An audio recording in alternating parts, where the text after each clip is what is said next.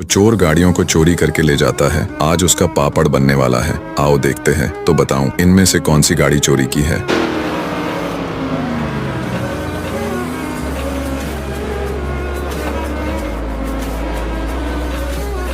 यही गाड़ी चोरी की है, लेकिन उसे देखने से पहले बेटा, मुझे देखकर इग्नोर मत करना। इस बार जो भी एग्जाम में पास होना चाहता है, मैं पास कर दूंगी। मगर मेरा भी एक काम करना होगा।